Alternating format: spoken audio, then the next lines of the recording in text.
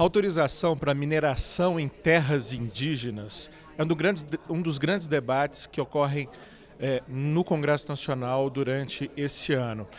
Ao contrário do que muita gente pensa, a Constituição não veda completamente essa atividade, mas ela estabelece condições muito duras. Ouvir os povos indígenas e uma autorização do Congresso Nacional a partir do que disseram os povos indígenas. Portanto, como é feita hoje, sem essas autorizações e principalmente sem a regulamentação dessa consulta, toda mineração em terras indígenas é criminosa. O deputado Nilton Tato é autor de um requerimento para discussão desse assunto aqui na Comissão de Direitos Humanos, vai conversar com a gente sobre isso, porque está se buscando, por meio de projetos de lei, e o Executivo elabora uma tentativa de regulamentar isso, mas o senhor e outros parlamentares estão preocupados, né, com isso. Sim, nós estamos preocupados porque a própria legislação brasileira e a Convenção 169 da Organização Internacional do Trabalho, e que o Brasil é signatário, garante que os povos indígenas precisam ser consultados sobre aquilo que vai interferir dentro dos seus territórios. E o governo Bolsonaro está produzindo um projeto de lei para regulamentar a mineração dentro da terra indígena. Essa ação do governo já está estimulando uma invasão de mineradores, de garimpeiros, dentro das terras indígenas. Só para ter uma ideia, só na terra indígena dos Yanomamis já tem mais de 20 mil garimpeiros, que tem consequências graves para o meio ambiente e para a saúde dessas populações.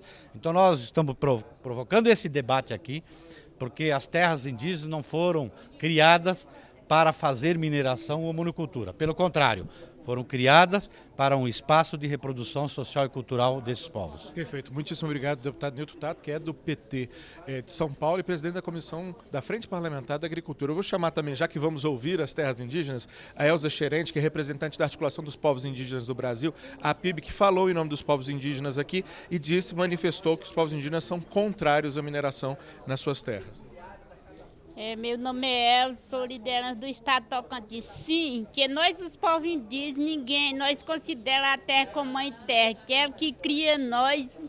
Depois que cria, nós vamos negociar, vender, não. Nós falamos que não, nós manifestamos que ninguém não vai aceitar, é isso. E quanto aos povos, alguns povos indígenas que aceitam ou manifestam o desejo de ter mineração, como a Articulação dos Povos Indígenas se manifesta? Não, que eu estou vindo da reunião que está tendo, que nós, os povos indígenas, nós não aceitamos, todos.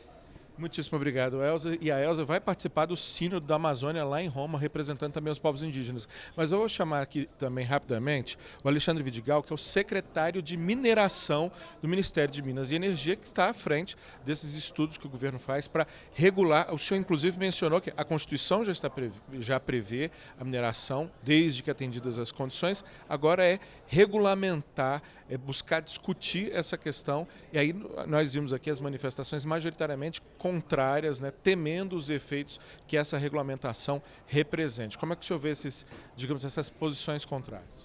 Primeiro nós temos que, acho que um grande trabalho que tem que ser feito é esclarecer os equívocos. Em momento algum está se buscando uma regulamentação fora daquilo que a Constituição exige, não se teria como ser diferente, e nem fora daquilo que a resolução OIT 169 também prevê. Que é a oitiva, ouvir os povos. É a oitiva dos povos, é o aproveitamento desses recursos em benefício também dos povos. Isso o tempo inteiro faz parte da nossa pauta também. Em momento algum estamos trabalhando na regulamentação da Constituição fora desse parâmetro. Então, acredito que o primeiro desafio que nós temos é afastar esses equívocos, deixar essas questões muito claras. Agora, quanto à regulamentação, e é tanto colocado o discurso do Estado de Direito, o discurso de se observar a legalidade, acredito que ninguém mais está nessa linha do que quem está procurando cumprir a Constituição. E é a Constituição quem fala que a atividade minerária, que o aproveitamento minerário em terra indígena, ele é permitido. Lógico, sob condições. Enquanto não houver essas condições, evidentemente que toda atividade é ilegal, merece a repulsa e a atuação firme do governo. O senhor foi muito contundente dizer que a atividade criminosa que existe hoje precisa ser combatida. O senhor, inclusive, é da carreira dos juízes federais.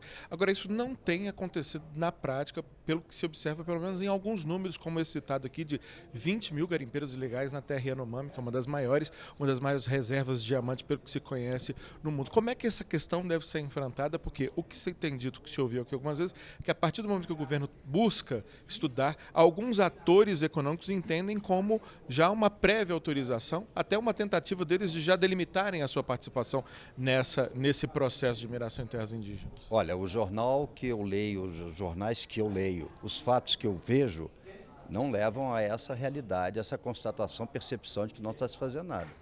Nós estamos aí com uma situação de grande reação dos garimpeiros na região do Tapajós, dos garimpeiros ilegais, onde equipamentos foram destruídos pela fiscalização, Força Nacional, o que bem revela que o governo está omisso, muito pelo contrário, ele está atuando. Ou seja, o mundo real que eu vivo não me parece que é esse mundo que se quer colocar, da omissão do Estado. E segundo, falar em 20 mil garimpeiros, esses garimpeiros não entraram lá de 1º de janeiro desse ano para cá. Isso é uma realidade histórica, de décadas. Não éramos nós que estávamos cuidando desse problema. Então, por que não se resolveu o problema lá? Porque o problema é complexo. E é a complexidade que exige de nossa parte também uma capacidade de enfrentar exatamente nessa dimensão da complexidade que se tem. E todo problema complexo geralmente tem uma solução simples, mas errada, né? Nós estamos exatamente nessa linha de fazer um trabalho bem feito, analisando e avaliando essa complexidade e dando a atenção que ela merece. Perfeito. Então, o que eu quis dizer é que problemas complexos exigem soluções complexas. Né? Mas vamos ouvir também o subprocurador-geral da República, né? Um dos graus máximos do Ministério Público Federal, Antônio Carlos Bigonha, que coordena a 6ª Câmara do MPF, a Câmara que é responsável pelos povos indígenas e povos tradicionais, e que fez uma fala aqui no sentido de que teme também que essa regulamentação, na verdade, abra caminho para mais exploração dos povos indígenas. O que nós temos observado ao longo dos anos, desde a Constituição de 88, é que esses empreendimentos econômicos trazem uma boa nova, trazem muita esperança, são projetos muito bonitos no papel, mas que quando eles se efetivam, na verdade, deixam pouco para as populações tradicionais, para as populações indígenas. Ao contrário, deixam um rastro de pobreza, de sofrimento, de destruição. Então, isso acontece com os empreendimentos hidrelétricos e empreendimentos minerários. Então, a nossa discussão da matéria, a nossa análise da matéria é com muita cautela, porque nós tememos de um enfraquecimento da tutela indígena, do regime constitucional de proteção do direito indígena. A fala que mais me marcou da Elza, representante dos povos indígenas, na sua singeleza, mas na sua profundidade, foi: estamos querendo falar aqui de ajudar os índios com a mineração, mas tem muito índio que nem terra tem ainda. Esse é um problema que a 6ª Câmara vem atuando para ver se áreas ocupadas por índios, mas não demarcadas, sejam demarcadas. A questão territorial para o indígena é uma questão identitária e nós temos uma preocupação muito grande na demarcação territorial. O presidente Bolsonaro, desde a campanha, ele já tem externado, né, a intenção de não demarcar terras indígenas no Brasil durante seu governo, mas existe já um estoque de decisões judiciais que obrigam a União a demarcar pelo menos 52 áreas indígenas, e nós temos trabalhado intensamente para que essa demarcação ocorra, junto à FUNAI e junto ao Ministério da Justiça. Agora, essa questão do benefício econômico da mineração para os indígenas é uma visão muito não indígena, porque as atividades produtivas indígenas, elas muitas vezes guardam pouca semelhança com a nossa atividade econômica. Ou seja, a expectativa que o índio tem da utilização da terra e a expectativa de felicidade que ele desenvolve nessa exploração é muito distinta da nossa expectativa econômica. Então, não necessariamente dizer que há possibilidade de mineração quer dizer que isso redundará, reverterá em maior benefício às comunidades indígenas. Perfeito. Muitíssimo obrigado ao Antônio Carlos Bigonha, que eu acho que vale a menção, é um dos grandes autoridades brasileiras no assunto de direitos dos povos indígenas. Eu te convido a continuar acompanhando esse debate, porque, como você viu aqui, ele guarda suas complexidades, guarda a sua importância de natureza econômica, cultural, e com certeza ele não se encerra aqui. Muita água ainda vai passar por debaixo dessa ponte, muito buraco ainda vai ser escavado nessa mina. Então, eu te convido a acompanhar esse tema e os outros vários temas que a gente debate aqui aqui na Câmara dos Deputados, por meio das nossas coberturas, nas nossas lives, mas também por meio das audiências públicas que você pode acompanhar na íntegra, compartilhar e fazer com que essas informações cheguem a mais pessoas e todo mundo saiba o que acontece aqui na casa de todos os brasileiros, onde os debates que mexem com a sua vida acontecem. A qualquer momento tem mais informação ao vivo aqui, direto do Corredor das Comissões, agora na Câmara. Até mais.